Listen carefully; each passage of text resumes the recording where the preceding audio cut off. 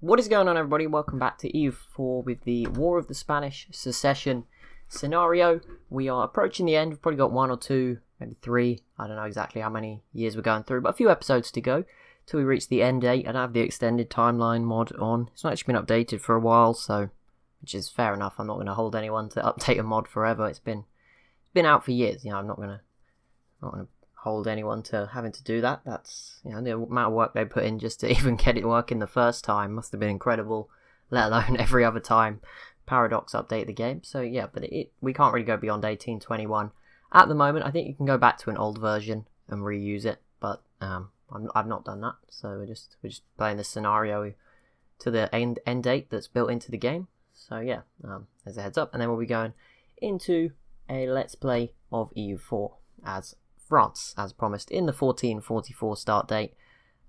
Yeah, it was France or the Ottomans. I wanted to do a big country. I know we just did Austria, but I'm not very good.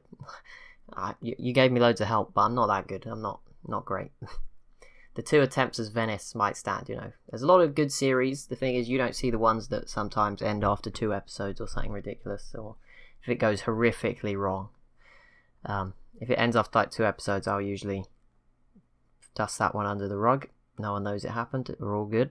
Start again. Right, current wars. There's quite a few out of nowhere. Did not know there was all these. Pacifico Norte is of course going after the Comanche and Blackfoot and somehow losing. The Mughals v the Dutch. Yeah, I don't see them losing that. There's a big war inside the HRE again. There are plenty of different looking flags I haven't seen before, like these 2 I don't really recognise. This one as well. Kazakh v Zungar. We can see that unfolding, and Qing is also at war with Zungar, so they're not having the best of time. Another big one, Ethiopia versus Funj. Actually, Funj is pretty small now, but still. Good luck. But we'll probably see a piece still over here, so we'll just have a look at what's going on. But yeah, as you can see, Qing doing pretty well here against these guys, and they seem to be at war with Kazakh as well. So yeah, not the best place to be for these guys. Luckily, these ones aren't at war with Kazakh, if that is any solace in this game. Probably not. They're probably still going to get destroyed. Yep, there we go. Qing pretty much destroys Koshid. I don't really know how you say it, but they lost the wasteland as well, so they look even smaller. Yeah, Koshid. And Zungar also lost quite a bit here in the east, and obviously Kazakh might gain quite a bit. But yeah, good gain for Qing. Does put them above the Mughals by 2 points. Very close at the moment. It may come down to an embracing of the institution, winning it for the Mughals or Qing. Or it may just be down to provinces again. So hot in the UK. I'm going to have to drink quite regularly through the next few days worth of episodes, I think. It's just going to have, if not, I'm going to have to cut like every 2 minutes. It is ridiculous. I have to sit in here and record for an hour and a half as well.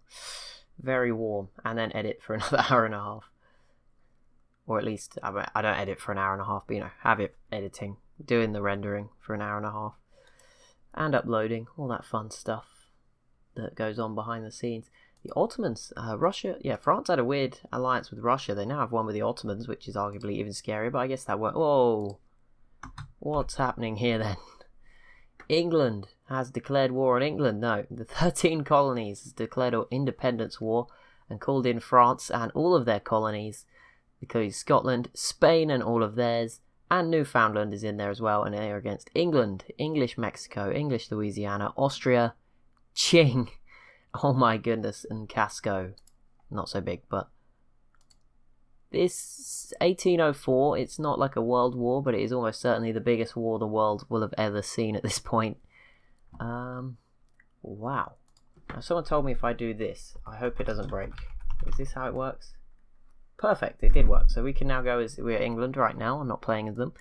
In this war, we have 219,000 troops for England's team. That includes Qing, obviously. Infantry. They have 15,500 cavalry and 185,000 artillery. So that's about 500k. 324. That's about 430,000. This team has 319,000 infantry, 80,000 cavalry, and less artillery. But yeah, a little bit more on the French side, as you'd probably expect. Just they have more colonies in there as well. I know Qing's really big, but they're also really far away. Boats also massively in favour of the French and Spanish team with the light ships here, but galleys is in favour of England. heavy's in France's favour, and they have transport advantage as well. This is huge. I mean, yeah, this would be big. And obviously, if we would be looking to see probably Canada. I don't know if Newfoundland would change to Canada. Oh, I need to get back out of England. Hang on, I don't want to be playing as this. There we go. There we go. We escaped before it got too bad. There we go. We're gone. We're back into observer mode. Yeah, let's see what happens. But obviously, we would be likely to see Newfoundland get their independence. I don't know if they will become Canada or just be Newfoundland. And obviously, the 13 colonies should become the United States of America. There's not really much they can do to expand, even if they do get their independence, so it's an interesting one, but we'll see. But yeah, I think it's more of a screw you England kind of move than anything else from France and Spain, as opposed to helping the US break free. And it does finally push, obviously with the loss of the 13 colonies and Newfoundland, pushes England off the Great Powers list, with revolutionary Sweden making their first appearance in 8th place. And they've actually embraced the industrial institution, so yeah, that probably gives them a boost. I don't know if they would have been on there if they hadn't embraced it, but you never know, maybe. I mean, development wise, we can have a look at who's doing well. I think the top 8, Qingmu, yeah, the top 8 is the other top 7 are actually there by development. New Spain and Persia have more than England. Obviously, New Spain's part of Spain. Persia is really far behind on the institutions too, as far as I'm aware, similar to Russia. Brazil is above the Netherlands. So yeah, the institution, the important deciding factor there, more so than the development. The Netherlands are actually about 9th overall. But obviously some people are colonies and some people haven't embraced that institution. It might change. I would assume Brazil might sneak on there by the end, just as a hazard of a guess of those. Because I don't know if Persia would get it, but maybe Brazil can. Not really sure. Depends on how it exactly spreads, which I'm not 100% certain on. So I don't want to jinx anything or make a dumb prediction, but there you go. I wonder if any others will join this war. Great powers can definitely get involved. I mean, almost all of them are in it, apart from Russia. And I guess Sweden now you've got to throw in as well, are not in it. Cam has joined on the Qing side. That's nice of them. But yeah, 3 war scores so far for the 13 colonies. The Ottomans taking this time to fight a separate war, and I imagine this will go pretty well for them. It's only just started, but yeah, I mean, it's not like they're against. Yeah, they should be able to win that, wrap up some more land for themselves. But yeah, this is huge. I mean, oh wow. Austria and England got their work cut out for them in Europe. They're certainly outnumbered in the New Americas. And yeah, I mean, Qing can help, but I don't know if they'll be enough to make up for the fact that they're going to get battered in North America and possibly in Europe as well. I don't see this going well for England. I have a feeling we will see the United States of America in this series. 1806. When did the US? Was it 1777? I have no idea. Something 1770s. I don't know when the US got the US War of Independence. I think was it late 1700s, and then 1800s was the Civil War. I don't know. I'm guessing. Scotland is in there as well, just to add to England's distractions among all this. There's no point zooming in and seeing the battles. We'll see if someone gets completely sieged out, but I'm not expecting anything too crazy. I see Ireland is being sieged out already by somebody. Who is this? Occupied by the 13 colonies. They made it over there. Spain's already got these guys. Yeah, it's not looking good. By the way, the Blackfoot. Okay, it's turning around. Okay, now, yeah, Pacifico Norte. Not going so badly anymore. I don't know how they were losing that anyway, but there you go. May have just been stood in the wrong place or something. Occupied by the Congo, Kasanji, Luba. Oh no, wait, Yaka. No, they finally got big. I just noticed what was happening. They were finally doing it, and now it's all falling apart again. It's like a cycle. Someone in this region gets big, and then the other 4 around them just tear them apart. Fair enough. Sweden clinging on. England obviously no longer in that list. The Mughals still sit in 2nd place. If they win this war with the Netherlands, they might just jump back above them. It's very close. There's 2 points in it on both of those the points columns, the adjusted one and the normal one. So very, very close fight for 2nd. But yeah, Spain's still winning. Obviously, all these colonies are worth quite a lot. New Spain obviously is one of the biggest countries in the world by themselves, which has made a big impact on it, I guess.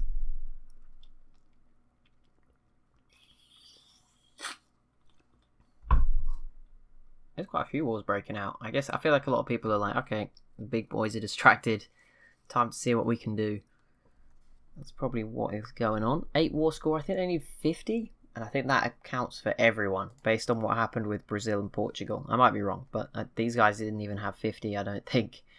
And they managed to escape both of them. So I don't think you need too much war score. And I'm sure they'll be able to get it considering what's coming. I think England will probably get sieged out. I could see Austria getting separate peace if they put in enough work. Let's zoom in. It looks like France is fighting Austria here.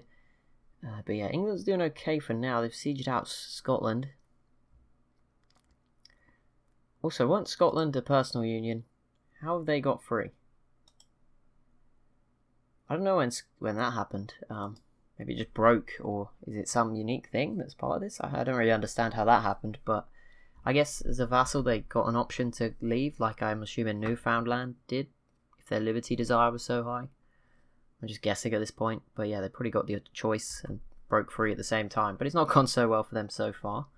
But yeah, if someone lands in England, which there's a good chance it happens if Spain really go for it. But so far, so good for Austria. But yeah, I don't see a real success here. Surely there's no way England holds on.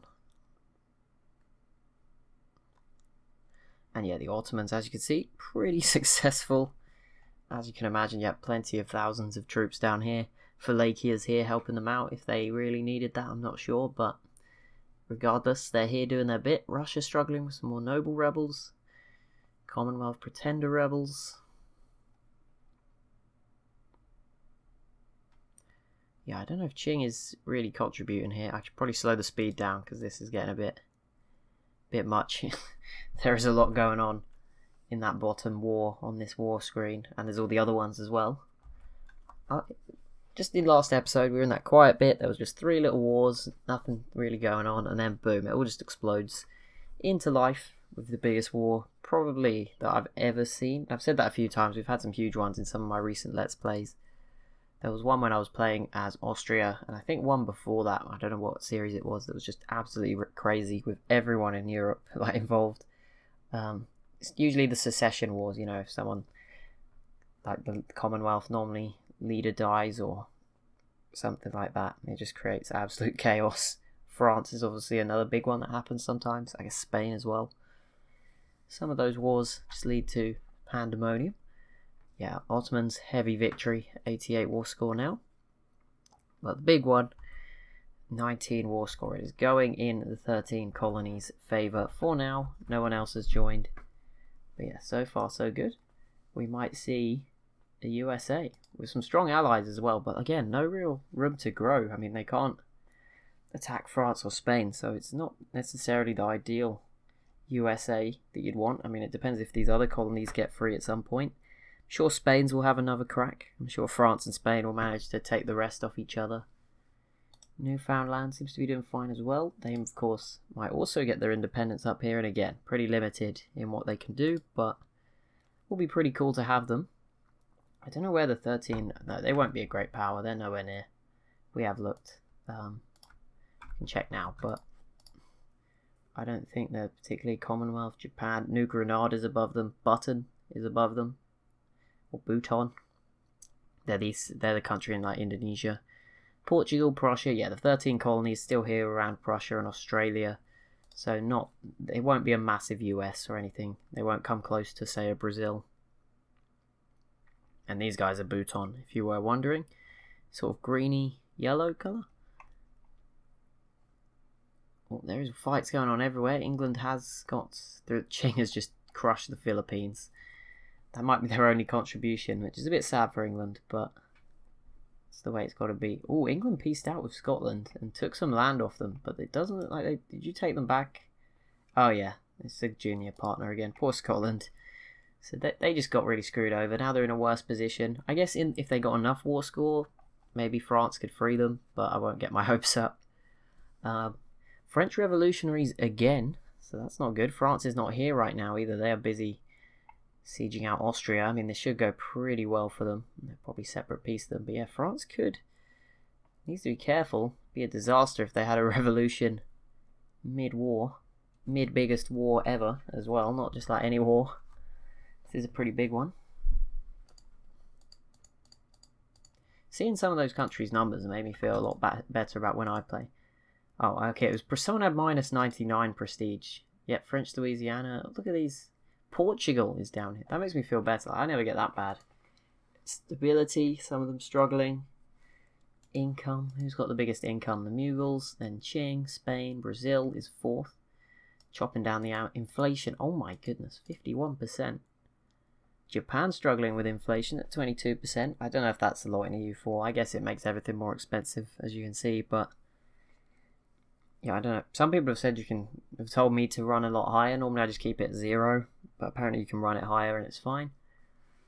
Obviously, I think I don't know what it is in other countries. I know there's some places where it's really high. I know in the UK they aim for 2%. So we'll see 22 is quite a bit higher. Florida at 15. But yeah, it looks like everyone else is a bit lower. I'm just trying to see if there's any other standout. France with 9%, Denmark 10, Portugal and the Ottomans 9, 8. Russia at 8. Is there any with 0? There's some zeros.